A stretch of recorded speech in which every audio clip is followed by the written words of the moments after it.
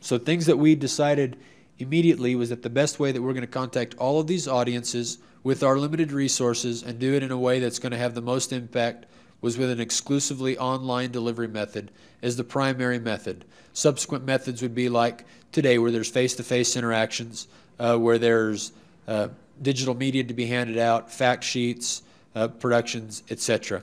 The reason we chose online delivery was certainly cumulative, but some very important ones is that it's timely, it's very inexpensive, it's certainly modern, and it captures the audience that we're looking at. It's very easy to update, and it currently has the largest audience of any media source or any delivery method that's available. Like we mentioned, we changed the shape of what the delivery face is going to look like, and we recently have produced a water management web page that's going to be held on a Texas A&M University server. The web address is here, http://watermanagement.tamu.edu.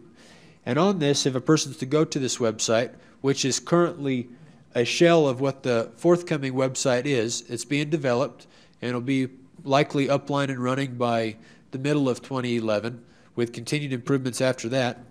But the point is, when you show up, this is what the home page will look like, and it's got very specific tabs to lead a person in the direction that they need to go to. One of those tabs is weather data. One of those tabs is a profile tab that allows a person to go in and do some specific high-level work as a producer in terms of dealing with their irrigation and crop management. The one that we're talking about today is this educational tab here, where will basically be a solid clearinghouse for a lot of the water resource education materials that we're looking at. Okay, this is something that's going to be able to be accessed 24 hours a day by any user anywhere on the globe. The front page also, just by design as we're building it, it has links to some of the very pertinent external links, as well as a video that'll be presented to the visitor, whether they come there by chance or on purpose. They'll be immediately inundated with materials that are going to be providing pertinent information. Within this, there's a user profile utility that I mentioned. What that allows a person to do is to categorize some information on their farm, help them gather their weather data as it's available, and help them to store and save information so that as they learn, as they develop things, they continue to come back to that common website, that common user profile, and have a place for continued water management assistance. With that, there's going to be categories that are listed that include many of the weather parameters that we discuss, and an ability for them to log some of their field parameters, such as soil moisture based on weather conditions, based on their input parameters, etc. The next step that I mentioned before from that tab was education materials. This is a vital portion of this website because it's what it helps us to accomplish those wide-arching goals that we discussed.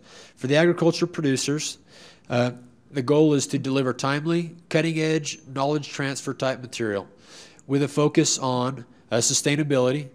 That includes a livelihood sustainability, economic, and resource sustainability. Okay, it's more of a comprehensive approach to helping producers get the information that they need to make solid management decisions.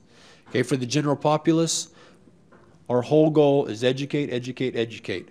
Everything from the basics of this is water, all the way to this is what is happening in different industries to manage that water, this is how it impacts you, etc.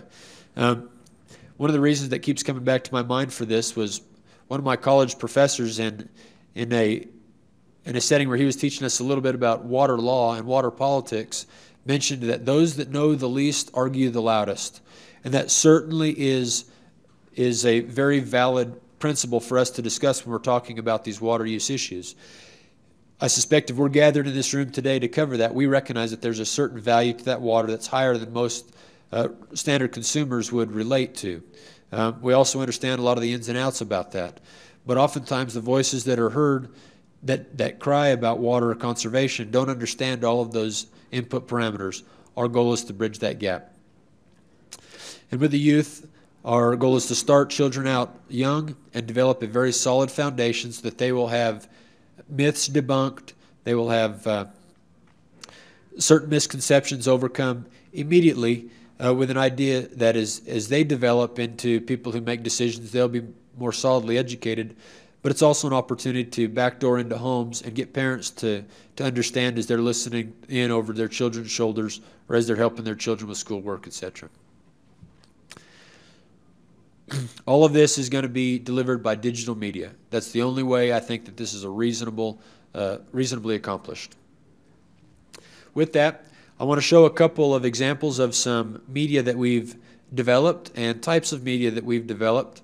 The first one that we want to show is some field days and meetings that we've captured, topics that we've got already posted on YouTube websites that are transferring over is last year's irrigation conference proceedings, and that's where this year's conference proceedings will go to. Basically, it allows for an audience like this of roughly 100 people to be able to have that information spread to thousands of people. So let's watch this one quickly.